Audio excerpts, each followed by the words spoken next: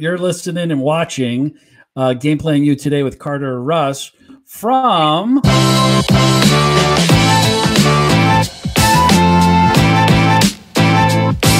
Right. How about this, Carter? Boom. Very nice. Champions Round. Yeah, big time. How you doing today? I'm doing good, man. I'm doing good. You know, nice, So absolutely great day here in Los Angeles. So, you know, it's soothing. Yeah, and we're still in quarantine, so we're talking about our quarantine hairdo. And of course, you got a good one going on today. Yeah, you know, I actually had a shaved head for about a year and a half, and I decided to grow my hair back out just about 2 months before quarantine started. So I was like, okay, you know, I could just continue to commit to this or shave it again. And, you know, now I'm stuck here. It came back in vengeance. It came back with vengeance this time. So we're talking about Champions Round and, you know, your startup. But let's start with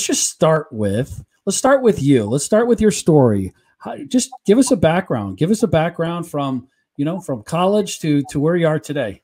Yeah. So let's see. You know, stories are always fun, but if I were to just stick kind of on the professional side of things, I went to school in New York, and my first job out of school was at a very large real estate company in New York. It was a company called Related, and you know, I learned a lot of things very early on in my career that were very invaluable, but also I learned a lot about things that I didn't like to do. But I ended up working at a fantastic company in their insurance division, and realized that, you know, it's awesome to work at companies that attract all just the smartest minds. However, I didn't see my career doing risk management and insurance. So I made a pivot. My girlfriend and I at the time had moved to San Francisco. I almost got a job working at Bleacher Report, but at that point didn't. But I kind of realized that I always had a calling to get into sports tech. So about 2 months after that, we actually decided to settle in Los Angeles. And as a result, I ended up working at an early stage startup. You know, it was completely different than the sports tech industry, but, you know, it was a mobility company that would offer clean air vehicles on demand at properties. So, for example, if you lived in an apartment complex of 300 people, we would station one electric vehicle that's in the parking garage, and that would be accessible to any member of that building, available on their phone. So at this point, I had made kind of a big pivot professionally from, you know, real estate into kind of the tech world, where I always felt like I, you know, belonged more naturally. And while there, you know, it was a company that I joined when they didn't have a logo, didn't have an app, didn't have a single vehicle. By the time I left, they had about 150 on the road.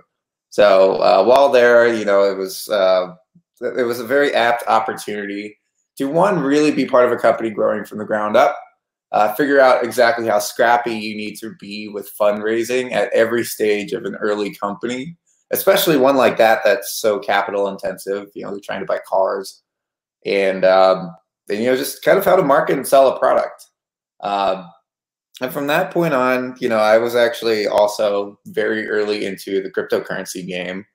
I like to thank a couple friends of mine that really turned me on to that. So I've been saving up a good chunk of change at this point, and had an idea for a sports company that I really wanted to start.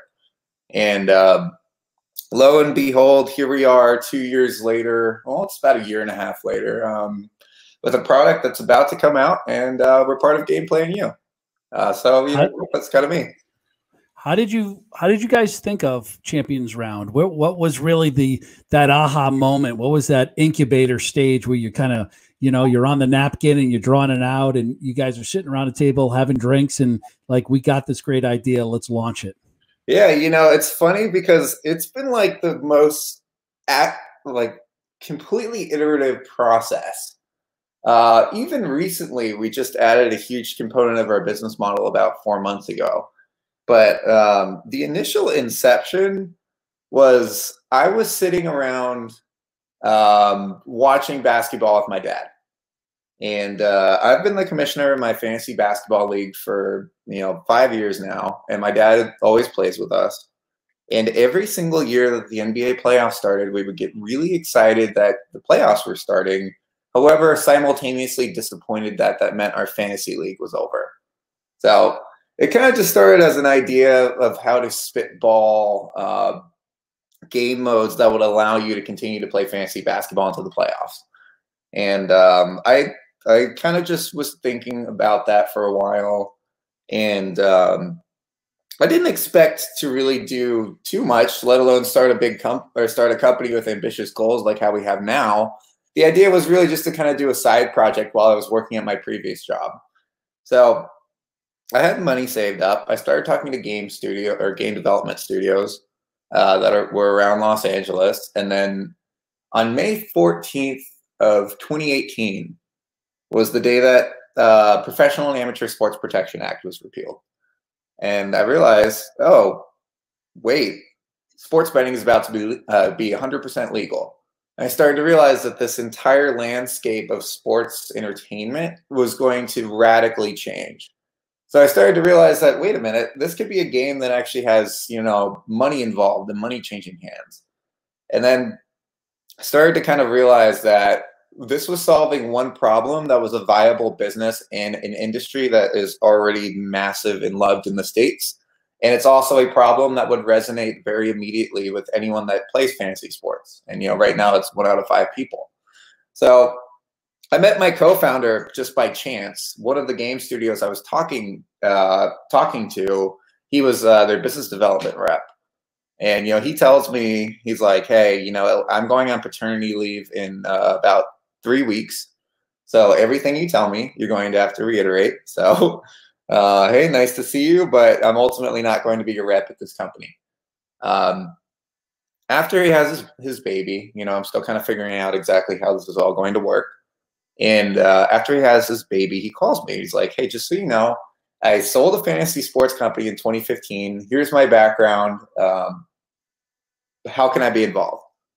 And one thing led to another. Him and I started working together really closely. And we were just kind of spitballing ideas of how can this be an evergreen game, not something that just exists for the NBA playoffs or, the playoffs of any sport.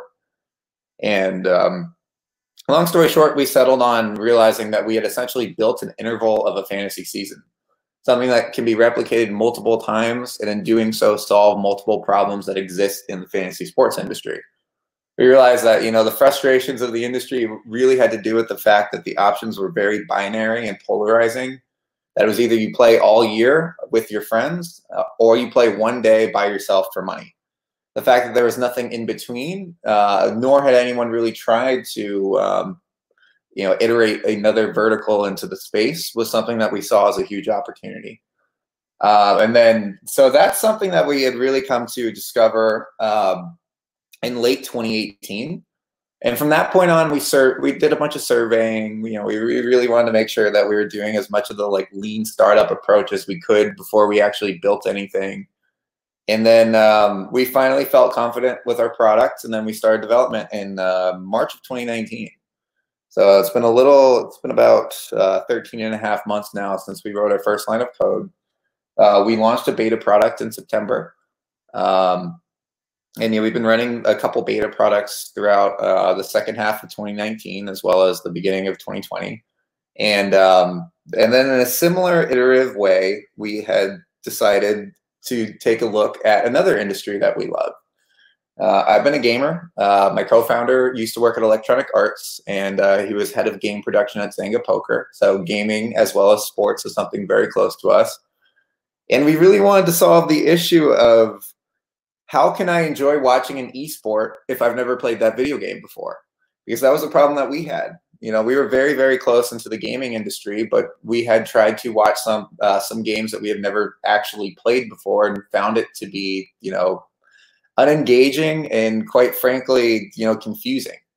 So with that, we then decided to set out and build a live action game mode that synchronizes with esports broadcasts that make it very simple to understand what you're watching while giving you the opportunity to win money and to play and win points during esports broadcasts. So very long-winded way of answering your question that I would say it's probably been multiple aha moments. There's been a couple shower thoughts where, you know, one of us calls the other person being like, oh, I got this. But those are probably about the 3 or 4 main aha moments. What was that turning point moment for you? When you had challenges, and especially dealing with what we have going on right now, besides shaving your head, what were those turning point moments, and how did you overcome some of the challenges that you're faced with? Yeah, well, you know, one thing that I always like to say, well, when it comes to founding a startup is it's never easy, but it's a lot easier to start a company when you're wide-eyed, you're excited, you have this idea and you see the vision and you think it's going to be so obvious that everyone's going to take to it. It's a lot harder to continue running a startup, and this is, I feel, where really the entrepreneurial spirit must be a core aspect of everything you do. It's a lot harder to run a startup when, you know, you're tired, things didn't work exactly as planned, it's going over budget, you're going through a valley of no's, you know, you're getting doubt from from a lot of investors that you talk to, from users, and, you know, ultimately that is the process. Every founder thinks what they have built is going to just be the most obvious thing that you present. But ultimately, you know, your job becomes to sell your company to investment, sell your company to users, and, you know, a lot of the time, you know, selling is a you know, it's an argument to a point. So it can be challenging along the journey, just on a personal level, to make sure that you can always keep the moxie and spirit and belief in what you're doing and in yourself and in your team, and as a result, therefore, keeping morale up.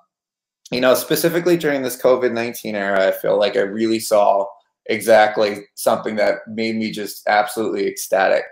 One of the things that I am by far the most proud of at Champions Round is the team that we've built.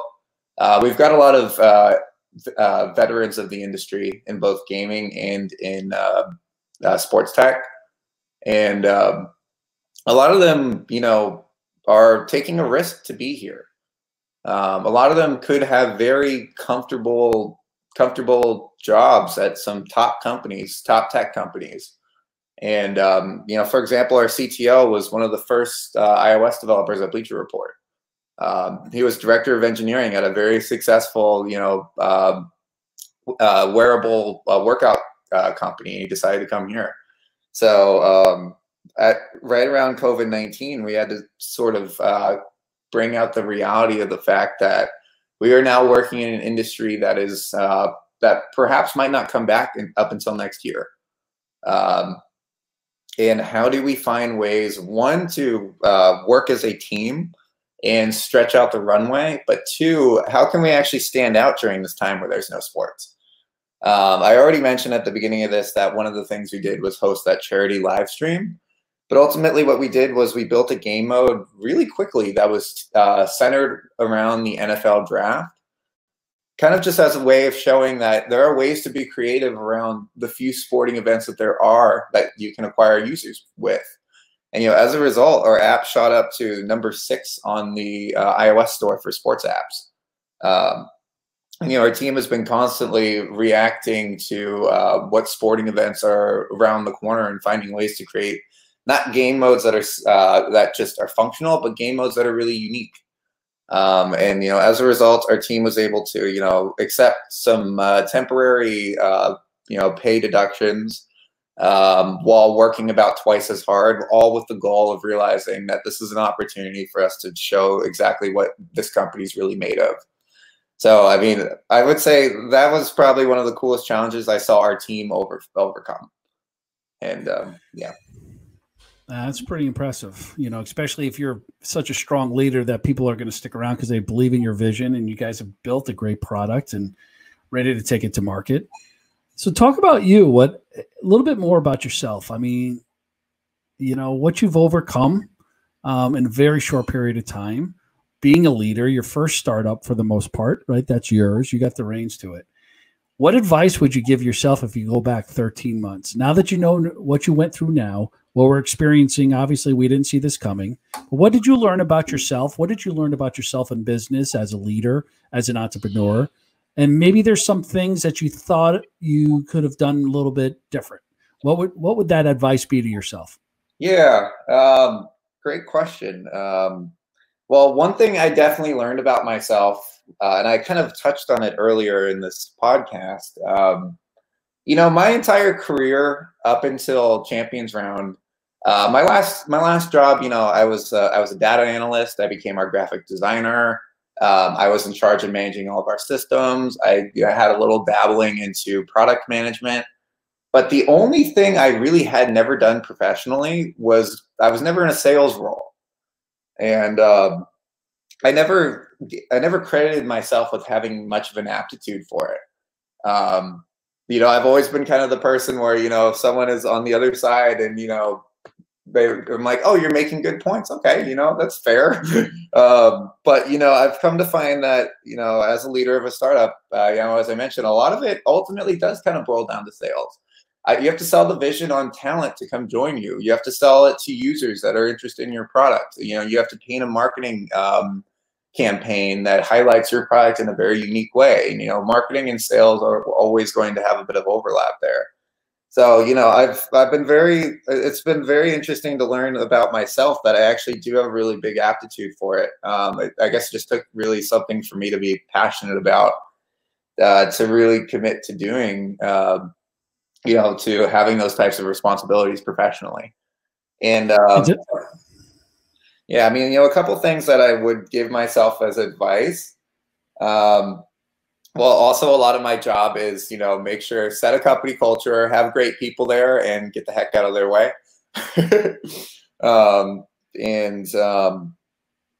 Let's see. One bit of advice I would really give myself. One thing I wish I could have done differently was, we got off the ground with an amazing outside development studio. They were fantastic. But now we have a house in team. And I wish we had been able to accomplish doing that right off the ground. You can save a lot of money and not have to rewrite anything, as well as being a lot more agile. Now it's really become a value, or a unique selling proposition about our company. Yeah. Let's see. And there's one other thing. Did I throw you off by jumping back in? No. Let's see. If I were to give myself a bit of advice looking back, though. I mean, the tech side of it is always something that people talk about. Either they wish that they learned what the coding, or learned at least the capabilities of what they needed, what the price points for each, the timing, what exactly the software that they needed. And then when they went out and got it developed, everybody says the same thing. I wish I had someone in-house. I wish I didn't have to outsource it as much as I did, or at least understood what it would cost. So yeah, no, that's exactly correct. It was sort of understanding the cost ultimately, because you're not going to start off as a most people aren't very experienced in tech. As a result, they're going to miss some user stories or feature functionality that ultimately is going to be a change request to go back and redo. So, it's a learning process, and it's always going to be a learning process like that. But yeah. It's like building a house, right? It's just building a house. You're building a home. You're building a building. You want to change a light bulb over here, the switch, or maybe add a window. It's the same thing. Oh, without a doubt. So, well, I definitely appreciate your time, and I just, we're rooting for you. We just love the fact that you pivoted over to esports as well, because that, regardless, that business is not going. You don't have to worry about fans not showing up for that. And I think everything that you're doing in that space is fantastic. So thanks. And, we love the passion of the sports community too. So we're really excited to, be entrenched in that. Well, if anybody's looking for more information, obviously I just had the website up. I'll put it up one more time, championsround.com. You could reach Carter through there as well. Carter, what's your email address? Yeah, so it's going to be very easy to find for the rest of the time. It's just carter@championsround.com. So if you have any questions or you want to collaborate, please reach out to Carter there. So on behalf of us at Game Plan U, and I'm going to throw him in here, our associate producer and our director of marketing, Abby, fix the hair, Abby, And we want to thank you again for being a part of Game Plan U, this process, and wish you the best of luck in everything. Thank you very much. You know, got to fix the hair too. It's pretty That's good. right. We all fix our hair. Yeah. See you later, everybody. Thanks so much, Carter.